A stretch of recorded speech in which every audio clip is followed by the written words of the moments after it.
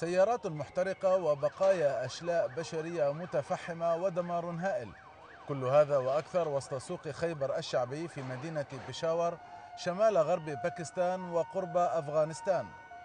انفجار عنيف لم يستهدف شيئا سوى عامة الناس وفي مكان مزدحم، والنتيجة مقتل وإصابة أكثر من 100 كلهم مدنيون. حالة من الإرباك الشديد علت وجوه كافة المعنيين هنا، ليس فقط لانعدام وجود هدف للتفجير بل أيضا بسبب وقوعه بعد يوم واحد من انفجار قرب السفارة الهندية في كابول اتهمت باكستان ضمنيا بتدبيره.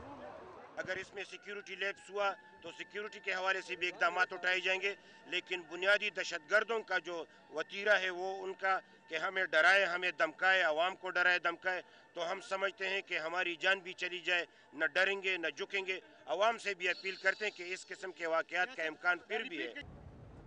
في يوم الجمعة وعندما كان المئات من سكان مدينة بيشاور يتبضعون من هذا السوق الرئيسي وسط البلدة، وقع انفجار هائل قتل وجرح ودمر الكثير من المباني المحيطة، والهدف لم يكن سوى المدنيين.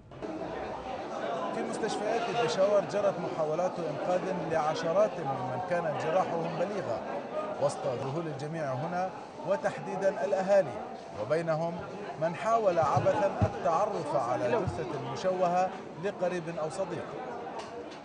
गाड़ी की دا ټول गाड़ी की هغه باندې اوچت کړی او پهلوان باندې اوچت کړی او علي سره خپلو کې تراته و چې بس موږ څنګه مدینه کې شو دې ټایم کې دا دماکه وشو نو بس بیا هیڅ په ځان پوه نه شو، به ځان هم روغ کړو. مدينة بيشاور عاصمة إقليم الشمال الغربي كانت تاريخيا ولا تزال أول وأشد المتأثرين بكل ما يحدث في أفغانستان المجاورة، ومن هنا وبسبب التشابه القوي يبدو أن بيشاور أكثر من يدفع في باكستان ثمن تدهور الأوضاع لدى الجيران. أول ردود الفعل الشعبية في باكستان ضد الغزو الأمريكي لأفغانستان المجاورة قبل 8 سنوات سجلت هنا في بيشاور عندما خرج سكانها للتنديد بالحرب.